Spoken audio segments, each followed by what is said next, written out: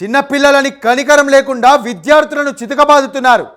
Homework చేయలేదని ఇక సాకుతో పిల్లల్ని కసితీరా కొడుతున్నారు. పిల్లల పట్ల కర్కశంగా వ్యవహరిస్తున్నారు. 2 తెలుగు రాష్ట్రాల్లో ఇటువంటి దారుణాలు అనేకం వెలుగు చూస్తున్నాయి. తాజాగా కడపలోని రాజంపేటలో ఇటువంటి దారుణమే చోటు చేసుకుంది.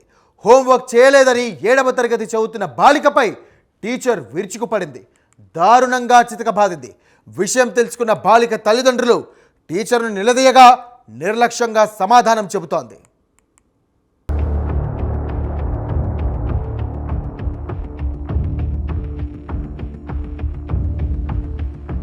కడపలోని రాజంపేటలో దారుణం చోటు చేసుకుంది. నందలూరు గౌతమ్ పాఠశాలలో ఓ టీచర్ దాష్టికం వెలుగులోకొచ్చింది.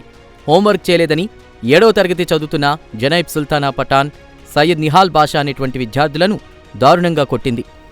అనుపమ అనే ఉపాధ్యాయురాలు విద్యార్థుల పట్ల కర్కశంగా వ్యవహరించి పిల్లలను తీవ్రంగా గాయపరిచింది. నా పేరు జనైబ్ సుల్తానా. నేను గౌతమ్ స్కూల్లో చదువుతున్నాను. నేను 7వ తరగతి చదువుతున్నాను. వచ్చి అనుపమ మేడం హ్యాండ్ రైటింగ్ రాలేదని కొట్టారు మేడం. ఆ మేడం మాకు సంబంధం లేదు, ఆర్టికల్ నాకు రాలేదని మాకు చిత్రపాలింది.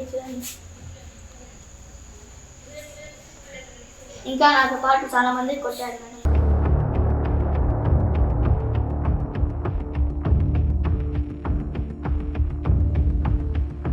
సాయంత్రం ఇంటికి చేరుకున్న విద్యార్థుల ఒంటిపై గాయాలను గుర్తించిన తల్లిదండ్రులు ఒక్కసారిగా షాక్ తిన్నారు. హోంవర్క్ చేయని కారణంగా అనుపమ అనేటువంటి టీచర్ తమను వెదురు కర్రతో చేతులపై తీవ్రంగా గాయపరిచిందని పిల్లలు తెలిపారు. కర్రతో కొట్టొద్దని వేడుకున్నప్పటికీ ఆమె కనికరించలేదు. విడవకుండా పదే పదే చేతిపై కర్రతో కొట్టిందని పిల్లలు తల్లిదండ్రులకు తెలిపారు.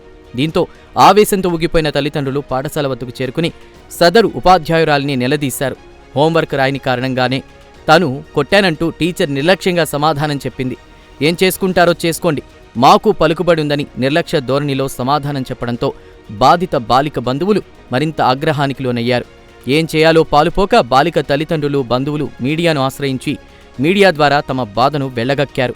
ఇప్పటికైనా జిల్లా విద్యాశాఖ అధికారితో పాటు మండల విద్యాశాఖ అధికారులు స్పందించి తమకు న్యాయం చేయాలని వేడుకుంటున్నారు. పిల్లలకు గౌతమ్ స్కూల్లో 7th క్లాస్ మా బామర్ది కూతురు ఎలా అంటే అలా కొట్టి మేడము, అనుపమ మేడము వాళ్ళను నిలబెట్టి అదే పనిగా మీరు ఏడిస్తే మళ్ళా కొడతాను నేను అనే విధంగా రాక్షసితంగా ఆమె ప్రవర్తించి పిల్లలను 6:30కి ఇంటికి పంపిస్తే మేము చూసి పోయి అడిగితే మీరు ఎవరవుతారు, పేరెంట్స్ అయితేనే అడగాల, వేరే వాళ్ళు అయితే అడగకూడదు అనే విధంగా ర్యాష్గా మాట్లాడి మీపైనే కంప్లైంట్ పెడతాను, నేను కొట్టేది అవును నేనే కొట్టాను, ఏం చేస్తారు అనే విధంగా మాట్లాడారు.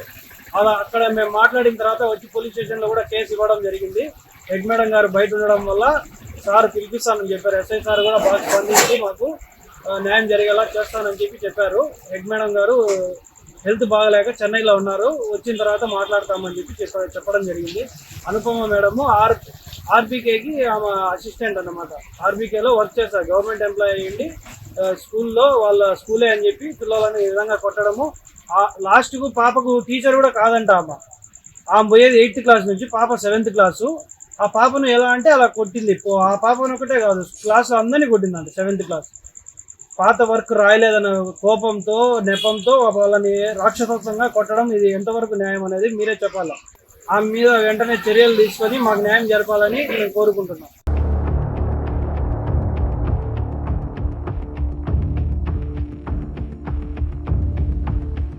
పాఠశాలల్లో పిల్లలను హింసించే ఉపాధ్యాయులు ప్రతి చోట దర్శనమిస్తూనే ఉన్నారు. తల్లిదండ్రులు సకాలంలో స్పందించకపోతే పిల్లల ఆత్మవిశ్వాసం దెబ్బతినే అవకాశాలు ఎక్కువగా ఉంటాయి. పిల్లల పట్ల కఠినంగా వ్యవహరించే టీచర్లపై అధికారులకు ఫిర్యాదు చేయడం అత్యంత ఆవశ్యకం.